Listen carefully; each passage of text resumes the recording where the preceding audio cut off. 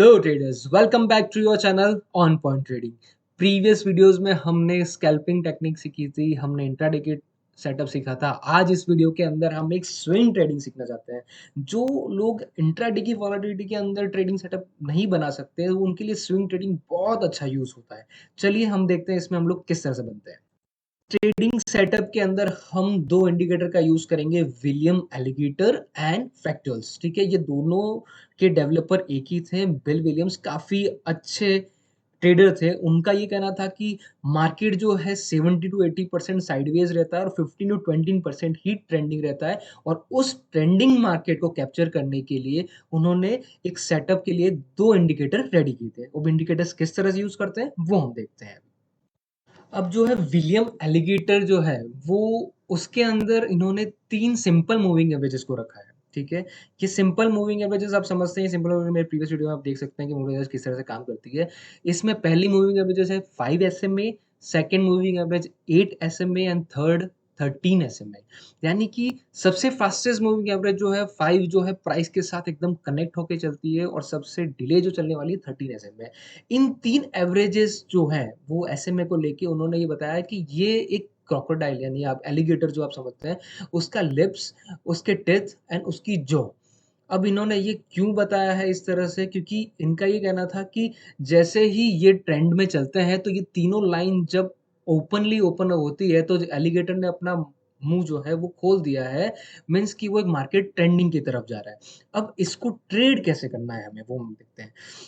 Trade करने के लिए हमें सिंपल ये समझना है कि ये तीनों जो लाइंस है उसमें सबसे फास्टेस्ट लाइन जो है ऊपर से नीचे की तरफ काटती है, नीचे से ऊपर की तरफ काट के एक दूसरे को ऊपर जाती है।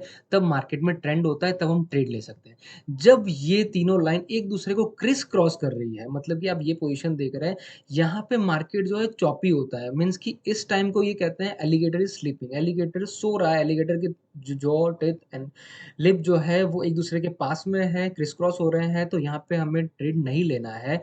एलिगेटर अवेकिंग, जब ये तीनों लाइन यानी कि उसकी एलिगेटर की जॉ, लिप्स एंड टिप जो है वो एक अपवर्ड या डाउनवर्ड डायरेक्शन के अंदर एक साथ मूवमेंट कर रही है, मतलब कि एक डायरेक्शन में जा रही है, वो अप होनी चाहिए, डाउन होनी चाहिए, वो क्रिस क्रॉस नहीं होनी चाहिए, तब एक ट्रेंडिंग मार्केट होता है। और इस मार्केट के अंदर हम एक अच्छा सा ट्रेड जनरेट कर सकते हैं। ठीक है, बहुत सिंपल है। अब हम समझेंगे सेकंड इंडिकेटर फ्रैक्टल्स को। ठीक है, फ्रैक्टल्स एक ऐसा इंडिकेटर है जो 5 कैंडलस्टिक के पैटर्न से बना है। ठीक है, इसमें कुछ इतना बड़ा कुछ नहीं कैलकुलेशन लगा हुआ है। ये बेरिश फैक्टर्स और बुलिश फैक्टर्स, ये दो टाइप के फैक्टर्स होते हैं। मीन्स कि जो एक कैंडल जो होती है 5 में से जो मिडल की कैंडल होती है उसके लो और हाई उन प्रीवियस 4 कैंडल्स से और 4 कैंडल्स से लो या हाई होना चाहिए। अब मैं आपको इसको कैलकुलेशन में आपको समझाता हूँ किस तरह से। अब देखिए ये 5 कैंडल्स का एक सेटअप है यहाँ पे और ये। अब इस 5 कैंडल के सेटअप में ये कैंडल का जो हाई है, अब ये जो है इसके हाई इन हाई से ज़्यादा होना चाहिए। अब यहाँ पे बेरिश में दिख रहा है ये हाई हाई कैंडल एन का हाई इन दो कैंडल से ऊपर और इनके बाद वाली कैंडल से n-2 n-1 यानी प्रीवियस कैंडल और n+1 n+2 यानी कि उसकी फॉरवर्ड कैंडल, उसके आगे की कैंडल से हाई होना चाहिए, तब एक बेरिश फैक्टर बनता है। बुलिश के अंदर ये होना चाहिए इसका लो। अब इसका एन जो कैंडल है इसका लो इन दोनों लो से ज़्यादा यानी कि कम होना चाहिए, वो चीज़ के अंदर आपको दिखाया गया। मैं आपको एक इमेज आगे आके शो करता हूँ ताकि आपको काफ़ी अच्छे से आपको पता चलेगा। अब यहाँ पे आप देख सकते हैं कि ये इंडिकेटर जो है फ्रीक्वेंटली आपको देंगे, फ्रीक्वेंटली आपको सिग्नल्स देंगे। अब उन सिग्नल्स को यूज़ तभी करना है जब हमारे दूसरे इंडिकेटर के साथ वो मर्ज हो, यानी एलिगेटर के साथ मर्ज हो तब। अब यहाँ पे बेरिश और बुलिश, अब आपको इसके अंदर आपको काफ़ी अच्छे से पता चलेगा कि ये जो है वो बेरिश है, यानी यहाँ पे जो है ये कैंडल्स एन कैंडल इन दोनों के हाई के अबव हाई है। इसका लो जो है इन दोनों लो से कम का लो है, मतलब कि ये बुलिश है। तो यहाँ पे एक बुलिश फैक्टर आ जाएगा और यहाँ पे एक बुलिश बेरिश फैक्टर आ जाएगा। इसको ज़्यादा समझने की ज़रूरत नहीं है। ये काफ़ी सिग्नल्स देता है। इसको यूज़ हम तभी करेंगे जब हमारे साथ कोई दूसरा इंडिकेटर इसके साथ हो। आप पिवट के साथ भी आप इसको यूज़ कर सकते हैं, आप फिबोनाची के साथ भी इसको यूज़ कर सकते हैं। हम इसको विलियम एलिगेटर के साथ ही यूज़ करेंगे। अब अब जो है ट्रेडिंग सेटअप कैसे बनाया जाए? अब ये स्विंग ट्रेडिंग का सेटअप है, सबसे पहली बात। स्विंग ट्रेडिंग के अंदर सबसे पहले आप ये समझिए कि उसकी डेली टाइम फ्रेम को आप नोटिस कीजिए और डेली टाइम फ्रेम के अंदर ना सपोर्ट एंड रेजिस्टेंस को देखिए। सपोर्ट एंड रेजिस्टेंस का मैंने वीडियो पहले बनाया हुआ है, काफ़ी अच्छे से आपको पता चल जाएगा। उस सपोर्ट एंड रेजिस्टेंस के बाद में आप ना आवरली चार्ट फ्रेम पे, क्योंकि आप यहाँ पे एक स्विंग ट्रेडिंग कर रहे हैं, तो स्विंग ट्रेडिंग के अंदर मैं ये समझता हूँ कि आवरली पैटर्न आपको बहुत अच्छे से आपको एंट्री देगा। ठीक है? आपको यहाँ पे देखना है कॉम्बिनेशन ऑफ दो बोथ इंडिकेटर्स, यानी दोनों को इंडिकेटर को लगा देना है अवर्ली टाइम फ्रेम के अंदर, और जब एलिगेटर का मुँह ओपन हो, मतलब कि जो अवेकिंग हो और जो फ्रैक्टल्स हैं, वो जो है उसके ऊपर बेयरिश के ऊपर एक बॉडी बनता है और बुलिश के ऊपर एक नीचे बॉडी बनाता है, तब आपको वो सेटअप लेना है। ठीक है? मैं चार्ट में समझाऊँगा तब आपको बहुत अच्छे से समझ में आएगा। ठीक है? चलिए आ गए हम चार्ट पे। पहले तो इसको हम लोग को लगाना कैसे है, पहले हम नॉर्मल सा जाएँगे, हम एलिगेटर लिखेंगे। देखिए एलिगेटर लिखने पे विलियम एलिगेटर आ गया और हम लोग लिखेंगे फैक्टर्स। ठीक है? फैक्टर्स में भी आपको देखिए यहाँ पे विलियम आ गई, दोनों एक ही डेवलपर के हैं, तो विलियम एलिगेटर, विलियम फैक्टर्स। ठीक है? यहाँ मैंने ऑलरेडी लगाए हुए हैं। अब मैं इसको यहाँ पे ओपन कर देता हूँ। Time frame up to over ले सकते हैं आप, हम लोग चलिए 1 आवर लेते हैं, ज़्यादा हम लोग नहीं करते हैं। ग्रासिम, चलिए ग्रासिम के अंदर ही हम देखते हैं कि हमको एक मूवमेंट कहाँ मिलता है, कहाँ मिला था। ठीक है? देखिए यहाँ पे अगर हम लोग एक चीज़ देखते हैं, ये फैक्टर्स लगे हुए हैं यहाँ पे। ठीक है? ये मैंने डेली टाइम फ्रेम के अंदर शायद सपोर्ट रेजिस्टेंस बनाया होगा। ठीक है? यहाँ पे ये वाला पोजीशन, अब इसके ऊपर आवरली कैंडल क्लोज हो गई। क्या यहाँ मुझे ट्रेड लेना? नहीं, ये ट्रेड मुझे यहाँ नहीं मिला, क्योंकि नीचे आप देखिए यहाँ पे अभी तक उसकी जो एलिगेटर है वो अवेकिंग नहीं है, पोजीशन में नहीं है। अब यहाँ मेरे को लेना है, यस, यहाँ मुझे एलिगेटर जो है अवेकिंग पोजीशन में दिख रहा है, और इस जो प्रीवियस फैक्टर्स हैं, ये जो थे बेयरिश फैक्टर्स थे, ठीक है? इनसे नीचे जा रहा था, इनके ऊपर एक बुलिश कैंडल हमने यहाँ पे दे दी है, तो यहाँ पे मैं एक ट्रेड ले सकता हूँ, यस मैं ले सकता हूँ। मैं एक ट्रेड जो है लॉन्ग पोजीशन का ट्रेड यहाँ पे लेता हूँ, इस कैंडल के नीचे रखता हूँ अपना स्टॉप लॉस, और इसको मैं कैरी करता हूँ यहाँ तक, जहाँ पे वो क्रिस क्रॉस नहीं, ये हमारा एग्जिट पॉइंट रहेगा ही। या तो आपने जो भी आपका रिस्क रिवॉर्ड के हिसाब से आपने बनाया है, आप वहाँ ले सकते हो, या तो फिर नॉर्मली जहाँ पे एलिगेटर स्लीपिंग पोजीशन पे जहाँ पे पहुँच रहा है, जहाँ तीनों लाइनें क्रिस क्रॉस हो रही है, यहाँ पे आपको एग्जिट कर देना है।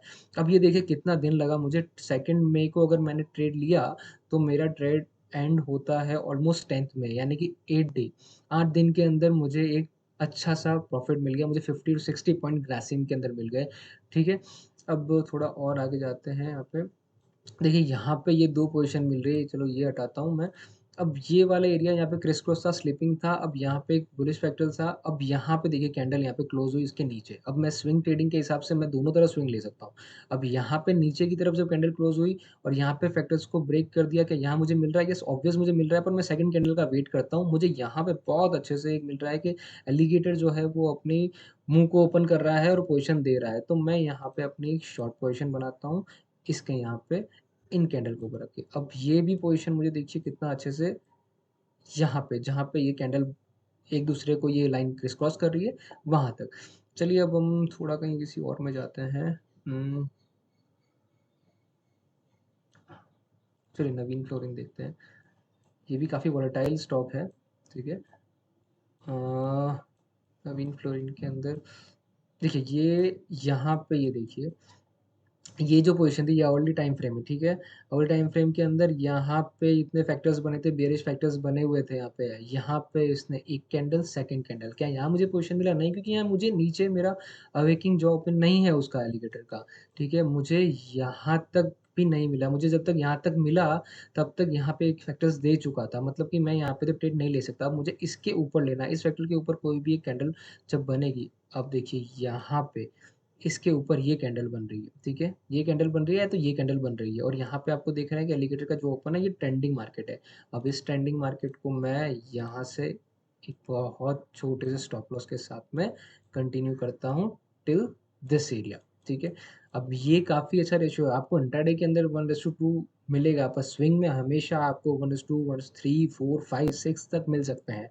आपको ये होना चाहिए कि आप कितना टाइम तक उसको होल्ड कर रहे हो, या तो फिर आपने अपना टारगेट लिया, पैसे को, अपने कैपिटल को, अपना प्रॉफ़िट लेके तुरंत निकाल दो, लॉस हो रहा है, लॉस भी फटाक से लेके निकाल, ताकि आगे की दूसरे ट्रेड आप ले सकते हो। कई बार ऐसे होता है कि हम एक टाइम पे उस लॉस नहीं लेते हैं और हमारे सामने बहुत अच्छे ट्रेड्स निकल जाते हैं और आखिर में हम उस स्टॉक के अंदर इन्वेस्टर बन के रह जाते हैं। तो वो हमें नहीं करना है। देखिए लास्ट अभी एक स्टॉक हम लोग थोड़ा बेयरिश देखते हैं, एमएनएम हम देखते हैं। हमने दोनों बुलिश देखे। कहाँ हम लोग बेयरिश, देखिए यहाँ पे एक बेयरिश सेटअप है, ये टाइम था मार्च 9, ठीक है। यहाँ पे एक बुलिश फ्रैक्चर बनता है यहाँ पे, ठीक है। ये लाइन देखिए यहाँ पे, इस कैंडल पे मैं ले सकता हूँ ऑब्वियसली। यहाँ पे ऊपर अगर देखेंगे तो अभी तक इसने अभी तक जो ओपन नहीं किया, मैं अगर देखूंगा तो मैं इस कैंडल पे देखूंगा। इस कैंडल पे ऑलरेडी ट्रेंड बन चुका है और इसके नीचे है यहाँ पे, ठीक है। अब मैं यहाँ पे इसको शॉर्ट करता हूँ, ठीक है, ऊपर की कैंडल के साथ में, और मुझे क्रिस क्रॉस मिल रहा है ये एरिया पे, यानी यहाँ से यहाँ तक अगर मैं देखने जाऊँ तो मुझे 1:3 का एक अच्छा सा पोजीशन मिलता है। स्विंग ट्रेडिंग के लिए काफ़ी अच्छा है ये सेटअप, जिसमें अगर आप एक जॉब कर रहे हैं या तो फिर आपको दूसरा काम है, आपने एक सेटअप लिया है, आपको सिर्फ डे टाइम में 2-3 बार देखना है कि आपका ट्रेड कैसे चल रहा है। बाकी 5 डेज़, 6 डेज़, 7 डेज़ आपको प्रॉफिट लेके, आप लॉस लेके आपको हट जाना है, सेकंड ट्रेड के अंदर ले लेना है। ठीक है? Thank you so much guys. अगर आपको ये वीडियो अच्छा लगा है तो प्लीज़ लाइक कीजिए, सब्सक्राइब कीजिए। इसी तरह से हम आगे वीडियोज़ बना जाएँगे। आगे हम ऑप्शंस के अंदर लेना चाहता था कि इसको ऑप्शंस के थ्रू भी हम ट्रेड कर सकते हैं। आप बुल्स कॉल ट्रेड या फिर बियर ट्रेड आप ले सकते हैं, पर अभी ऑप्शंस हमने स्टार्ट नहीं किए, इसलिए मैंने अभी ऑप्शंस को आपको बताया नहीं। आगे के टाइम में हम लोग ऑप्शंस के ऊपर भी जाएँगे। Thank you so much.